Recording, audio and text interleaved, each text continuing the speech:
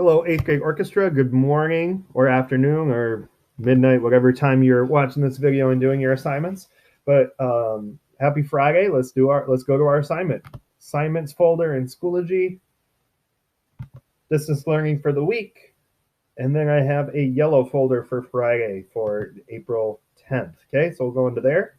And here are our instructions for today.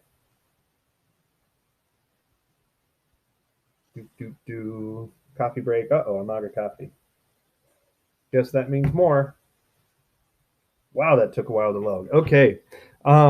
Sight reading factory. First off, you'll do a sight reading factory for your warm up. Okay. Another 4 measures. Um, and there could be multiple different key signatures or time signatures. They would be simple key signatures like the key of C, the key of G, or the key of D. Or time signatures, you might have 2-4 pop up, 3-4, 4-4. It is randomly generated, but I can kind of put those options and then it will create different assignments based off the options I choose. So those are the 3 possible key signatures you can have and the 3 possible time signatures that you can have. And this is due at the end of the day on Friday, April 10th. Okay, for smart music, we're going to add 8 more measures to Dance of Iscariot that we already learned, or to what we already learned. And then the total assignment is to play from the beginning to measure 46. So almost, it's Friday, so kind of almost run-through-ish day. But this will be due at the end of the day on Saturday. So I'm actually giving you 2 full days to complete this. It'll be due at the end of the day on Saturday. Okay. The section that we're adding mostly focuses on scales. Okay, and they're 8th note scales, but they start on different notes, but keep the key signature of the piece. So remember, we are in E harmonic minor, but I don't think there's actually really any harmonicness to this part because we don't have D sharp, to my recollection. But the scale starts on different notes, but keeps the key signature of the piece, and we call these different modes. Okay, so I'm going to take again from by instrument. Violin 1 and 2 have what we call ascending scales, meaning that they're going up, or ascending scales means that they are going up. So first off, everyone has these kind of quarter notes together, the first 2 measures. These should be long and accented, so think of kind of digging your bow into the string and full length of the bow as you're drawing it across your string.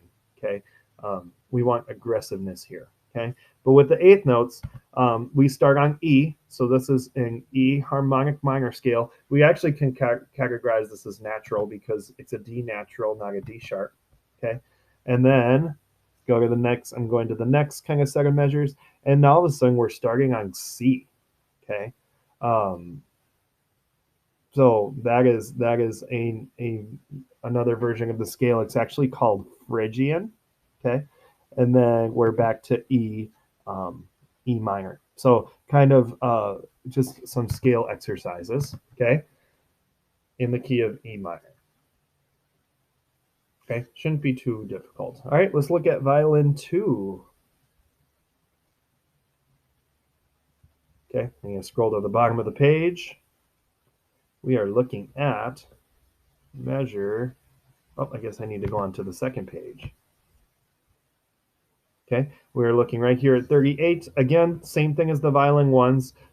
These kind of aggressive quarter note, quarter rest, quarter note, quarter rest for 2 measures. And then we start with the scale patterns. Okay, you guys have a little bit more of 1 note in a row, but then it branches off into the scale pattern. Okay, so again, just scale patterns in E harmonic minor. Okay, moving on to viola.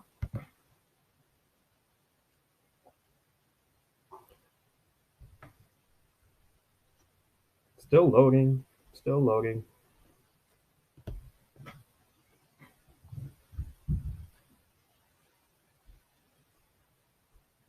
Boy, it might be time for a coffee break if it takes this long. Wowza! There we go. Finally kicked into gear. Oh, but we're still not there. Oh my gosh. I hope you at least fast forwarded a tiny bit of part in that video. Okay, but now we're cooking with fire. Here we go. Except I need to click to the next page. And here we go. Finally, measure 38. Again, that same quarter note, quarter rest passage that we talked about with the violins. And then viola, A little slightly less exciting because you're playing the same note, but it's in the same rhythm of those scales. So we're all unison in rhythm, but you guys are more of an accompaniment playing the root of each of those scales. Okay, you're playing E, and then you're playing C here, which is actually the root of the scales that we're branching off on. Okay, now to cello. Hopefully that does not take nearly as long to load as the viola part did. Seems to be a little bit faster. I don't know why that happened. That was kind of crazy. Okay. Also, I have to comment how weird it is to teach via video because I don't have to tell you guys to stop talking as much. Kind of miss it. Yes, I'm looking at some of you in particular. Okay. Here is the scale patterns for cello. Okay. Instead of the scales going up and ascending, they are descending here. So what's happening is the violins are going up, the violas are staying on the same pitch, and the cellos are going down. Okay, so we call this contrary motion. Kind of has this figure happening. Okay, so it sounds really cool when you put it all together, and hopefully you can hear that with the recordings in the background. Let me know if you have any questions about this section. I'm always available through email, phone, or if you want to set up, if you're struggling and you want to set up some sort of like one-on-one Zoom meeting to help with some things, just reach out to me through email, and I'm happy to set that up with you. But in the meantime, happy practicing, and I hope you all have a great weekend.